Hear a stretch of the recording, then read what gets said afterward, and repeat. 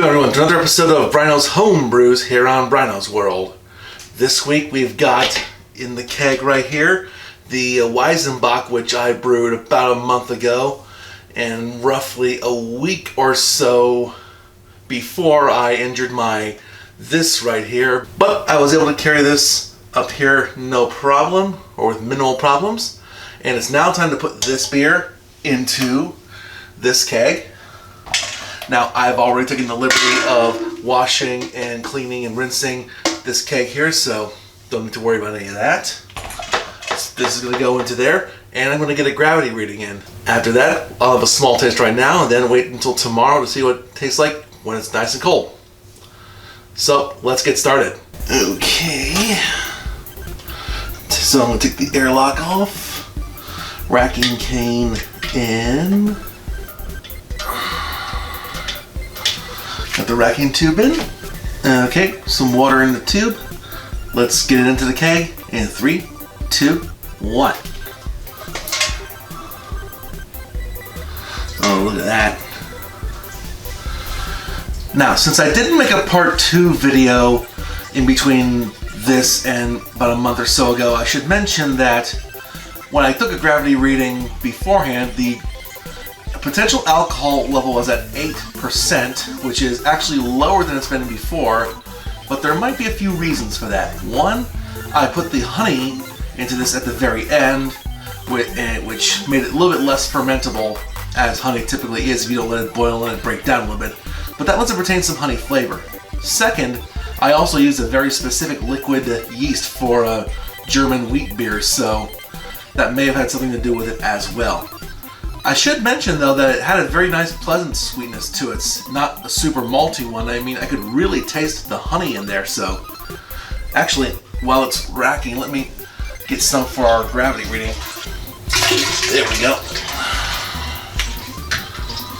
While I'm waiting for this to finish racking, I'm gonna get some temperature and gravity readings for the final check.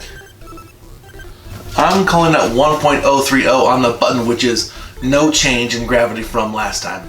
Next, to get a temperature reading, if my thermometer wants to work, it's settling at exactly 69 degrees Fahrenheit. No, 69 degrees Fahrenheit, 20.6 degrees Celsius. A little lower than when I checked it in putting it into the secondary. Let me do a little bit of math to see what the final alcohol is, but I don't think it's changed much, if at all. Alright, so the gravity adjusted for temperature is 1.031, which is no change from how it was in the secondary. So, which means the final ABV level of this beer is, as it was in the secondary, 8.0%, which is much lower than, maybe by full percentage point lower than what I've made it previously. But I don't think that might be a bad thing. I think the extra sweetness might help it out. Alright. I think I got it all in there. Alright, the homebrew is pressurizing now. So I'm going to put this keg into my little fridge, back into my family room there, and I'm going to let it sit pretty much overnight just so it can get cold and maybe a teensy bit carbonated. But before then, I want to taste how it is right now. So this is what the final product looks like. It's a bit on the dark side because I used the heavy 60 Levabond caramel malt. Plus the wheat malt itself kind of gives it a dark color as well. But anyway, I'm curious to see how this tastes after about a month brewing. Let's find out.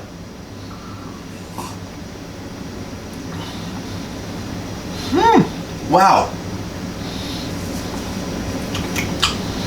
I like this. Wow. It's sweet, but it's not too sweet. I get the coriander flavor in the very, very slightly, and it gives it a nice touch.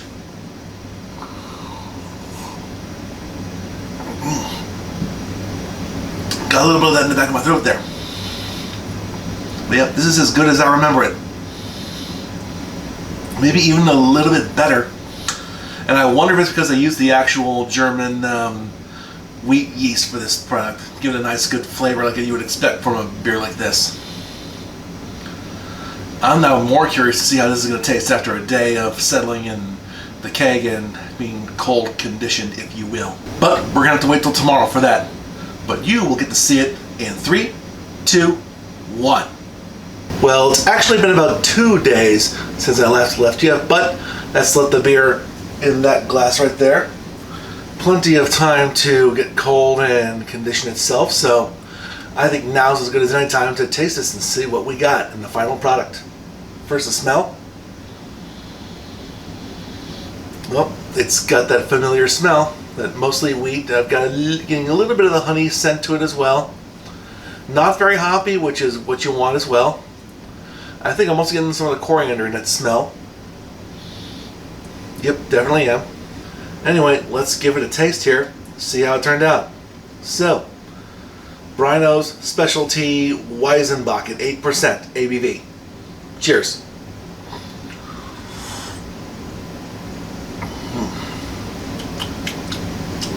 Nice.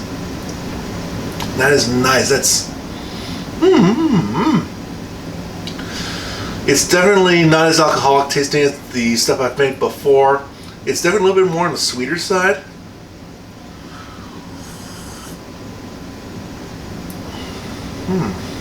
This is also not very carbonated, but then again, I haven't really blasted the beer to full carbonation mode yet because I wanted to taste it cold first. But it's still really, really good.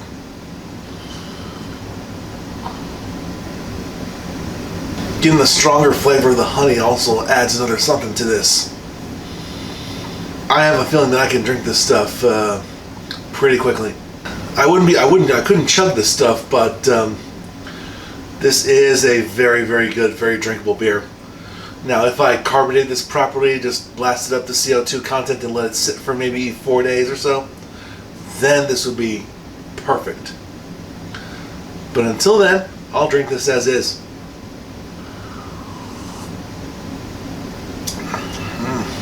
Yep, not bad at all.